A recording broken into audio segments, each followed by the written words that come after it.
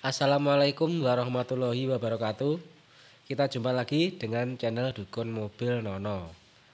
Pada kesempatan kali ini saya akan menceritakan pengalaman saya, teman-teman, memperbaiki mobil Kia Visto tahun 2002. Ini sebenarnya ya juga agak konyol diceritakan karena ini terbilang malpraktek karena mobil itu sudah keluar biaya sekitar 9 juta lebih, hampir 10 juta menurut ownernya, tetapi mobil masih tetap tidak bisa enak dan ternyata setelah ketemu masalahnya itu cuma sepele.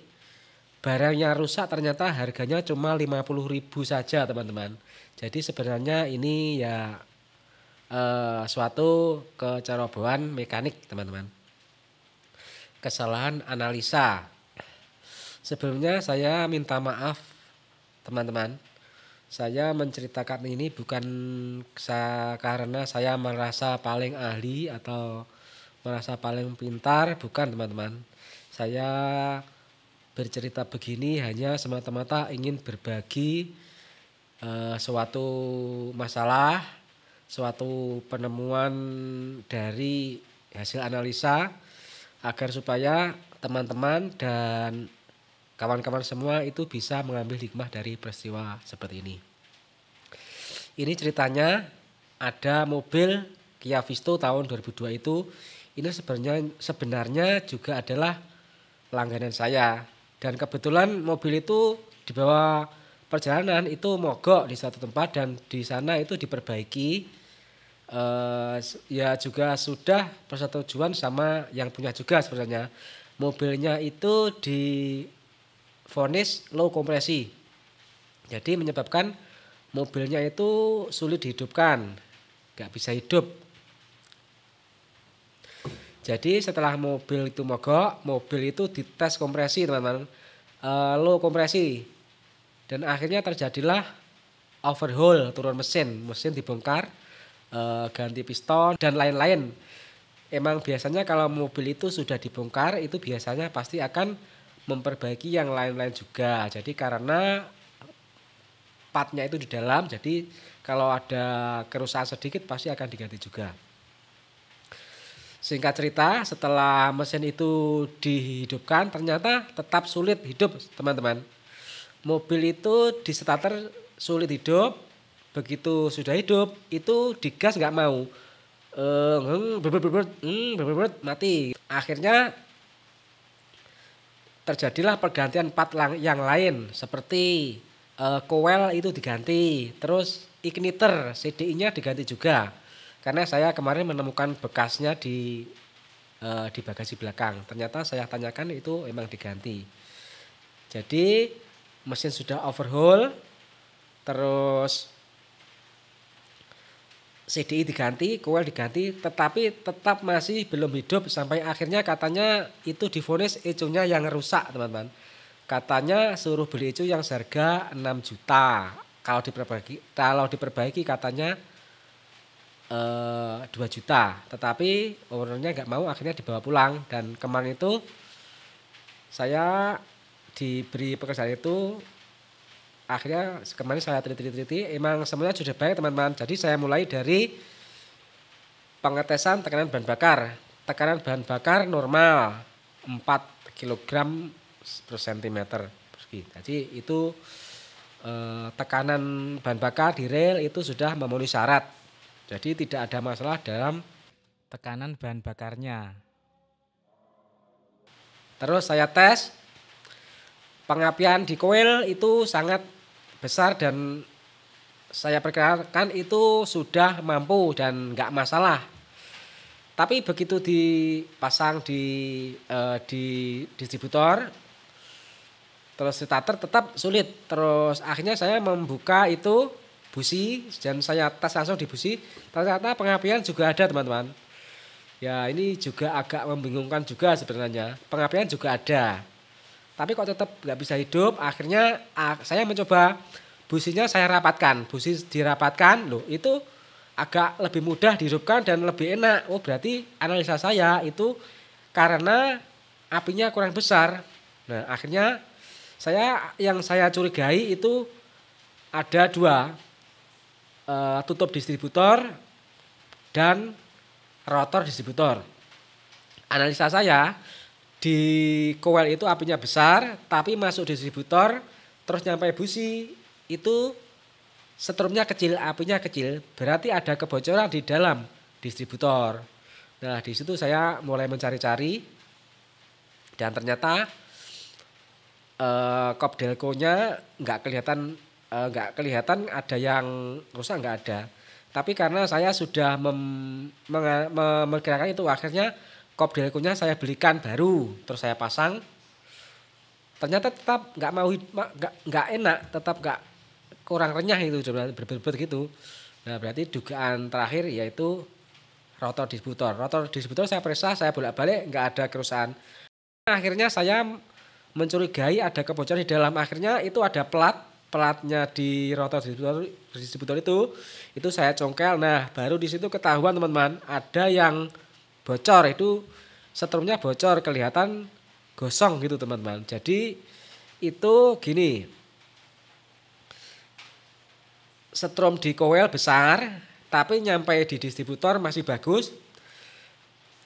Terus mau dibagi oleh rotor ke tiap busi itu, setrumnya bocor ke situ, keserap, bocor ke massa, yang nyampe busi hanya sekitar 20% saja. Makanya kemarin itu walau di busi ada bocoran api, tapi kalau businya itu direnggangkan, apinya nggak nyampe teman-teman. Itulah yang menyebabkan mesin itu tidak mau digas. Nah, akhirnya kemarin itu saya carikan rotor distributor itu tetap nggak ada. Maksudnya nggak ada, tokonya pas nggak ada stok. Akhirnya itu saya akal saja. Saya lepas, terus saya sealer, saya lem, terus saya tutup kertas, terus saya pasang. Ternyata sudah hidup enak. Berarti permasalahan sebenarnya adalah kebocoran pada rotor distributor tersebut teman-teman. Dan sekarang mobil sudah enak, digas-gas itu sudah enak, dipakai jalan sudah enak, bisa dikatakan bisa sudah sembuh total. Berarti intinya begitu teman-teman.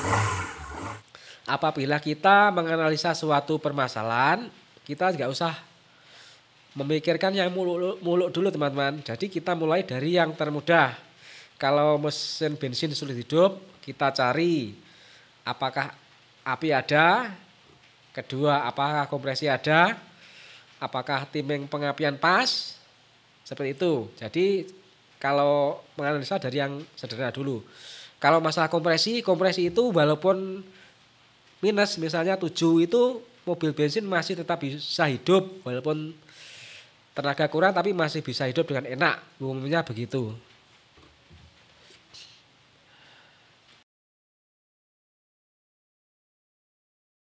Kemarin saat datang ke saya, ini mobil di starter sangat sulit sekali teman-teman. Di starter berkali-kali tetap tidak bisa hidup. Kalaupun hidup, digas nggak mau, berbet-berbet.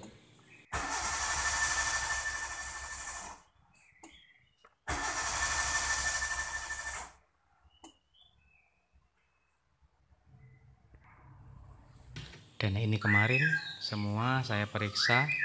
Ini termasuk timing bell, dalamnya sini sudah saya periksa, topnya sudah tepat, tapi dia terlalu kencang setelan tensionernya, jadi dia mendengung, digas berdengung-dengung seperti laker mau rusak gitu. Terus ini sudah saya kendorkan lagi, sudah seperti standar. Pemeriksaan wajib selanjutnya yaitu adalah pemeriksaan bunga api dari coil. Kalau kemarin ini sudah saya periksa, apinya sangat besar dan standar, layak dan mampu untuk menghidupkan mesin seharusnya. Tapi ternyata dia begitu masuk ke busi apinya sangat kecil. Jadi walaupun coil besar, tetapi dia tidak mampu mengeluarkan bunga api yang bagus di busi. Ini hasil setelah lewat distributor di kabel busi ini apinya sangat kecil sekali teman-teman. Dan biang keladinya ternyata adalah di sini.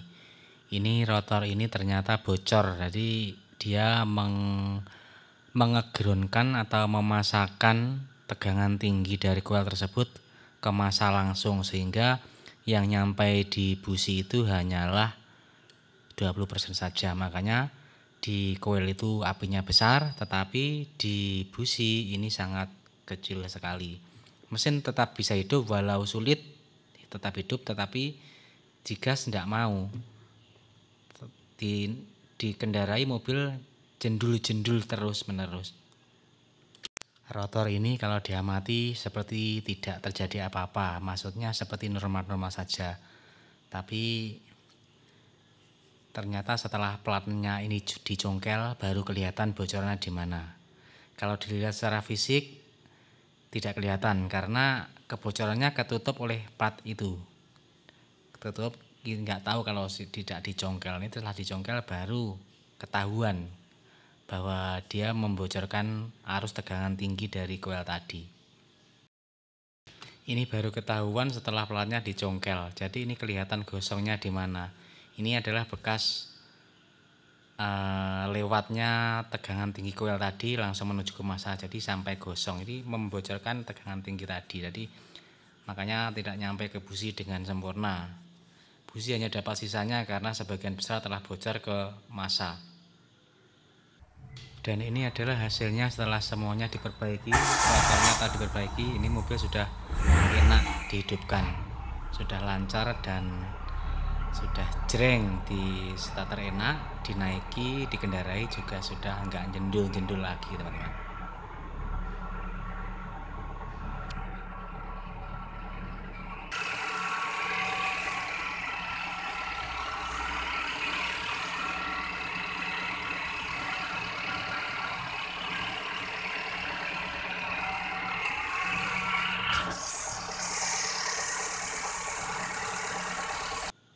Sementara sekian dulu teman-teman video tutorial dari kami, semoga ini bermanfaat bagi semuanya. Dan tak lupa saya minta maaf pada seluruh pihak dan semua pihak. Saya minta maaf karena dengan menceritakan masalah ini bukan berarti saya merasa ahli, tapi ini saya semata-mata hanya berbagi pengalaman dan berbagi masalah agar hikmahnya, agar kita senantiasa berhati-hati dalam mengambil keputusan dalam menganalisa, karena keputusan yang salah akan merugikan konsumen dan kita tahu biayanya tidaklah murah untuk sebuah perbaikan mobil. Jadi kita perlu hati-hati, sebisa mungkin kita membantu konsumen biar pelanggan kita tidak keluar biaya banyak, tetapi yang kita perlu prioritaskan hasilnya tetap bisa maksimal, teman-teman. Sekian teman-teman, kita akan berjumpa lagi pada video selanjutnya. Terima kasih.